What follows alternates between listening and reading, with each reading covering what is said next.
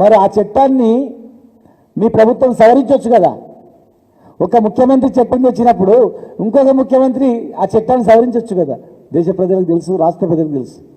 కేసీఆర్ చట్టం తెస్తే కాంగ్రెస్ పార్టీ నాయకులే కోర్టులు వేసి హైకోర్టులు వేసి కొట్టేపించారు. సుప్రీంకోర్టు గైడ్లైన్స్ ప్రకారం ఎలక్షన్ పెట్టినండి. పోయినంతకాలం కేసీఆర్ గారినే కారణం, అన్నిటికీ ఆయనే కారణం అని చెప్తే నమ్మే పరిస్థితుల్లో లేరు. కేసీఆర్ ఒక్కడే ఎంపీ ఉండి తెలంగాణ తెచ్చిండు. మరి మీరు ఎంతమంది ఉన్నారు? ఇండియా కూటమి ఎంత ఉంది? 311 మంది ఉన్నారు. ఎంపీలుగా 234, లోక్సభలో రాజ్యసభలో 77 మంది. అంటే ఒక్క ఎంపీ ఉండి తెలంగాణ తెచ్చిన కేసీఆర్ గారిని నిందిస్తున్నారు. మరి 311 మంది ఎంపీలు రాజ్యసభలో లోక్సభలో ఉన్నటువంటి మీరు ఎందుకు చట్టాన్ని చేయలేకపోతున్నారు? ఒక్కసారి ఆత్మవిమర్శ చేసుకోండి. 311 మందిలో ఒక్కరైనా పార్లమెంట్లో 9th షెడ్యూల్లో చేర్చండి, ప్రెసిడెంట్ ఆఫ్ ఇండియా దగ్గర బిల్లు ఉంది, తెప్పించుకొని పాస్ చేయండి అని ఒక్క ఎంపీ అన్న రాజ్యసభలో, ఒక్క ఎంపీ అన్న పార్లమెంట్లో మాట్లాడిండ్రా? కనీసం ఒక్కరన్నా ప్రధానమంత్రి కలిసి అడిగిండ్రా? కనీసం ఒక్కరన్నా ప్రెసిడెంట్ ఆఫ్ ఇండియా దగ్గరికి వెళ్ళి మాట్లాడిండ్రా? టైం ఇవ్వలేదని చెప్తున్నారు తప్ప వేరే ఏమైనా ఉందా? అసలు ఎవరిని కన్ఫ్యూజ్ చేయదలుచుకున్నారో నాకు అర్థం కావట్లేదు.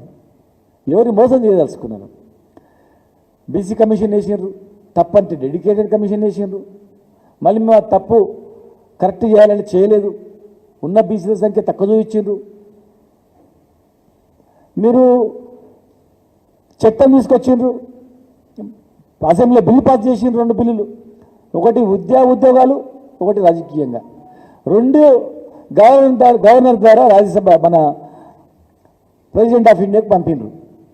కానీ గ్రామాలలో సంబరాలు చేసుకున్నారు, స్వీట్లు పంచుకున్నారు, ఢిల్లీలో ధర్నా చేసిండ్రు. కానీ ఒక్కసారి కూడా ధర్నా అయిన తర్వాత పోయి ప్రధానమంత్రి కలవలేదు. మళ్ళీ ఇప్పుడు ప్రెసిడెంట్ ఆఫ్ ఇండియా కూడా కలవలేదు. వెంటనే మళ్ళీ ఆర్డినెన్స్ తెస్తున్నామన్నారు, ఆర్డినెన్స్ ద్వారా ఎలక్షన్ అన్నారు. గవర్నర్కి ఆర్డినెన్స్ పంపిండ్రు. ఏమైంది? అసెంబ్లీని ప్రోవోక్ చేసి ఇమ్మీడియట్గా మేఘాల మీద రేపే ఎలక్షన్ పెడతామన్నట్లు గవర్నర్కి పంపిండ్రు. గవర్నర్ దగ్గర ఆర్డినెన్స్ బయటికి రాలేదు, ప్రెసిడెంట్ ఆఫ్ ఇండియా దగ్గర నుంచి బయటికి రాలేదు. బీజేపీ మీద కాంగ్రెస్, కాంగ్రెస్ మీద బీజేపీ ఇద్దరు మేము చెప్తే మేము, మేము చెప్తే మేము, బీసీలకు మొత్తం మేమే అని అంటున్నారు. కానీ బిల్లు మాత్రం కదలట్లేదు, 9th షెడ్యూల్లో మాత్రం చేర్చట్లేదు, పార్లమెంటుకు రావట్లేదు, ప్రెసిడెంట్ ఆఫ్ ఇండియా బయటికే వస్తలేదు. మళ్ళీ ఇప్పుడు కొత్త డ్రామా స్టార్ట్ అయింది. జియో చేస్తున్నాం, అయిపోయాయి. జియో చేస్తే ఎవరైనా కోర్టుకు పోతే ప్రతిపక్ష నాయకులు కోర్టుకు వెళ్తే అప్పుడు చూద్దాం. ఎందుకు పోతారా ప్రతిపక్ష నాయకులు? ప్రతిపక్ష పార్టీ కొట్లాడుతుంది, అసెంబ్లీలో మీకు సహకరించింది, అసెంబ్లీలో మీకు సహకరించి మీతో పాటు మేము వస్తాం, మీరు నిలవండి అఖిలపక్ష అని వాళ్ళు చెప్పిండ్రు. ఏనాడైనా 42% వ్యతిరేకంగా మాట్లాడిందా? అసెంబ్లీ సహకరించలేదా? లేదు అఖిలపక్షం పిలిస్తే రాలేదా? మీరు పార్లమెంట్లో కొట్లాడదామంటే మా రాజ్యసభ మెంబర్లు రాలేదా? చెప్పండి. ఇలా ఇదేనా మోడల్ అంటే? ఈ రాష్ట్రము రోల్ మోడల్ అంటే ఇదా? జియోలు, ఆర్డినెన్స్లు రకరకాలుగా కింద మీద చేసి కన్ఫ్యూజ్ చేయడమే రోల్ మోడలా? ఇలా మళ్ళీ జియో కాడికి వచ్చారు, జియో ద్వారా చేస్తామని.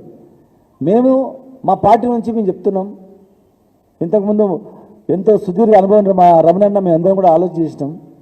సరే మీరు 20 నెలల అయింది గవర్నమెంట్ వచ్చింది, 20 నెలల నుంచి మీకు ఈ జియో ద్వారా అయితే మీకు తెలియలే.